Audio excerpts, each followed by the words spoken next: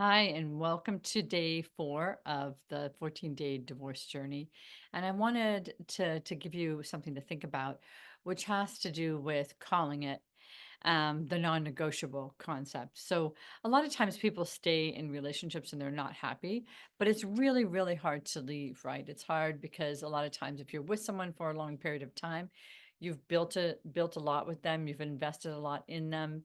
There's a life that you share, and in life, like there's not all bad things that happen in a relationship that's not working, but sometimes there's these non-negotiables, and the non-negotiable keeps showing up, and someone has to be brave enough to talk about it and to see if it can change, to really work on it.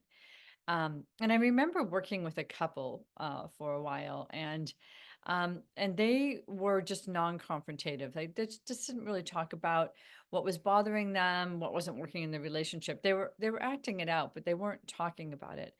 And finally, with a lot of conversation and some individual work that they were both doing, one of them was able to say how unhappy they were and the things that they needed to have changed, and the despair that they felt on that those things might not change and that the relationship might have to end. And there was this moment of actually that the relationship and the conversation stopped because there was this consideration of, have we reached the crescendo? Is this the breaking moment? Is this the non-negotiable? And where do we go from here? I want to bring this moment up is because sometimes people don't even know that it's consciously happening.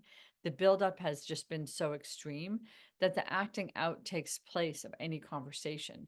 And the acting out might just be silence and silent treatment, or lots of anger and yelling and nonstop conflict.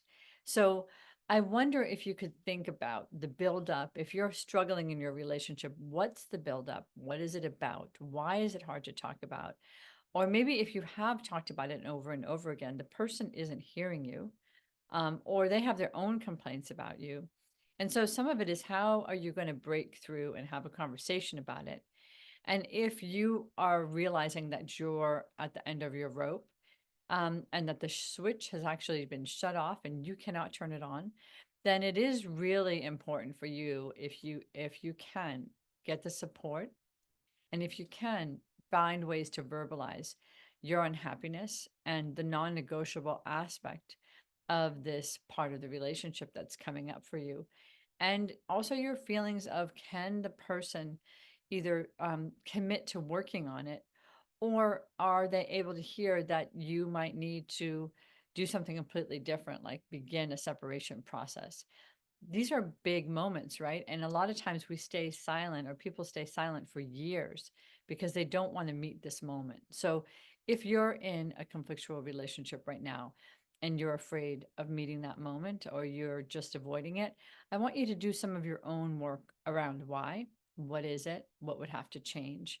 How have you tried to talk about this before? And see if you can gather some information about this process on your side and what's making it difficult. So that's the thought I wanted to leave you with today on day 4.